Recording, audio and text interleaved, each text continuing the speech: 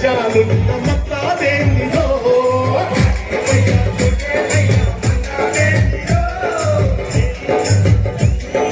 మోడీ రేవంత్ మచ్చాలున్న మత్తాదేందిరో అటే భయ్య చోటే మయ్య బందామేందిరో బందామేందిరో మోడీ రేవంత్ మచ్చాలున్న మత్తాదేందిరో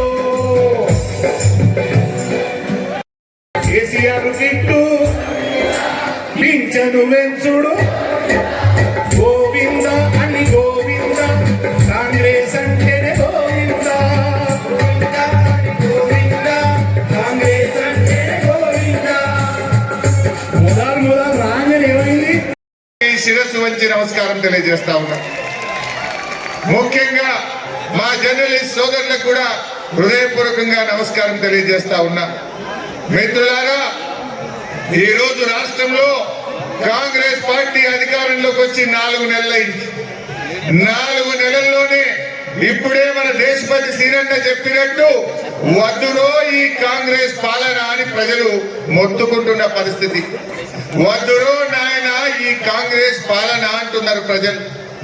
ఎందుకు ఆ మాట వచ్చింది? ఆ రోజు కేసీఆర్ ఉండగా 24 గంటల కరెంట్ వచ్చింది. కానీ ఇలా రైతులకు 14-15 గంటలకే తగ్గిపోయింది. దవాఖానాలు పోతే కేసీఆర్ ఉండగా సూదులు మంచిగా ఇచ్చిండ్రు, మందులు ఇచ్చిండ్రు. బిడ్డ కాన్పుకు పోతే కేసీఆర్ కిట్ ఇచ్చిండ్రు. ఆటో కిరాయి లేకుండా తల్లిని పిల్లను ఇంటి దగ్గర దించిండ్రు. కాంగ్రెస్ వచ్చింది, కేసీఆర్ కిట్టు మాయమైంది. దవాఖానాల గోళీలు సూదులు కమ్మైపోయిన పరిస్థితి వచ్చింది. మన కేసీఆర్ ఉండగా ప్రతిరోజు మిషన్ భగీరథ మంచినీళ్ళు వచ్చినాయి. కాంగ్రెస్ వాళ్ళు వచ్చిండ్రు, దినం తప్పించి దినం నల్లైపోయింది. చాలా జాగ్రత్త తెచ్చుకునేవాడు జరుగుతుంది రాజకీయాలలో. అప్పుడప్పుడు గమ్మత్తుగా గుడ్డి లక్ష్మి వచ్చినట్టు కొంతమంది లిల్లీ పుట్టుకాలకు కూడా అధికారం వస్తుంది. వాళ్ళని ఎందుకంటారు లిల్లీ పుట్టని? ప్రజల అధికారం ఎందుకు ఇస్తారు? మాకు సేవ చేయమని, రాష్ట్రాన్ని బాగు చేయమని, గత ప్రభుత్వం కనుక కొన్ని మంచి పనులు చేయమని అధికారం ఇస్తారు. కానీ అడ్డదిడ్డం పనులు చేయమని చెప్పరు. ఇలా ఏం జరుగుతూ ఉంది రాష్ట్రంలో? నిన్న స్వయంగా మీరు కళ్ళారా చూసినారు. ఈ భారతదేశంలో ఉన్న చట్టాల ప్రకారం, అంబేద్కర్ మహనీయుడు రాసినటువంటి రాజ్యాంగం ప్రకారం ఆర్టికల్ 3 ఆయన పెట్టినాడు. కాబట్టి అంబేద్కర్ గారి పుణ్యమాని మనకు తెలంగాణ రాష్ట్రం వచ్చింది. ఆ మహనీయుని గౌరవించుకోవాలని, గుండెల్లో పెట్టుకోవాలని 125 ఫీట్ల ఎత్తున ఉండేటువంటి, ప్రపంచంలోనే ఎక్కడ లేనటువంటి, భారతదేశంలో ఎక్కడ లేనటువంటి అంబేద్కర్ విగ్రహాన్ని మనం హైదరాబాద్ లో కట్టుకున్నాం. పోయిన సంవత్సరం మీరందరూ కూడా చాలా మంది వచ్చినారు. బ్రహ్మాండంగా దాన్ని ఆవిష్కరణ చేసుకున్నాం. కానీ నిన్న అంబేద్కర్ జయంతి, ఆ విగ్రహం పెట్టిన తర్వాత జరిగిన తొలి జయంతి, ఈ లిల్లీ పుట్టుకాల ప్రభుత్వం ఏం చేసింది? అక్కడికి గవర్నమెంట్ పోలే. ఆ మహనీయునంతా హిమాలయ పర్వతం అంతా ఎత్తున్న విగ్రహానికి ఒక పువ్వు పెట్టలే, ఒక పూలమాల పెట్టలే, అంజలి ఘటించలే.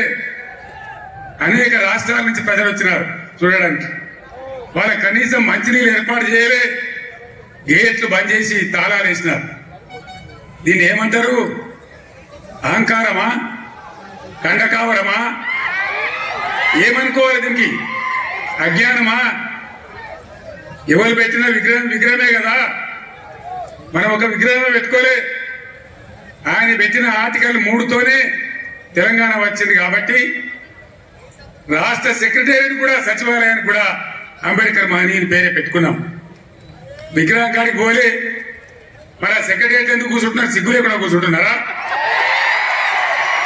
అది కూడా అంబేద్కర్ పేరు మీదే ఉన్నది కదా. యాదగిరి గుట్ట కూడా బీఆర్ఎస్ గవర్నమెంటే కట్టింది. మరి ఆడిపోయి ఎందుకు మొక్కుతున్నారు? ఎమ్మెల్యేలు ఉండే క్వార్టర్లు కూడా బీఆర్ఎస్ గవర్నమెంటే కట్టింది. గెలిచిన కాంగ్రెస్ ఎమ్మెల్యేలు దానిలో ఎందుకుంటున్నారు? అంటే అన్ని తీసేస్తారా? మిషన్ కాకతీయ చెరువులు బంద్ చేస్తారా? ఏమేం బంద్ చేస్తారు? ఈ లిల్లీ పుట్టుకాలని నేను ఎందుకన్నా అడిగో దీనికే అన్నా. ఉండండి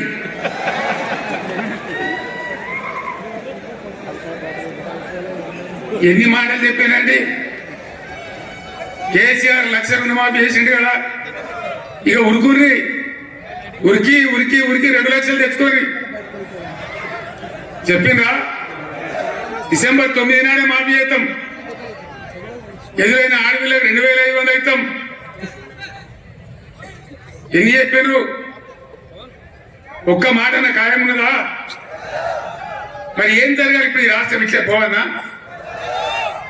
నేను 15 ఏళ్ళు కొట్లాడి సాగు నోట్ల తలకాయ పెట్టి సచ్చేదాకా తెగబడి ఈ రాష్ట్రం సాధించి 10 ఏళ్ళు బ్రహ్మాండంగా అన్ని రకాల ప్రజలను కడుపులో పెట్టుకుని సాదుకున్నాం.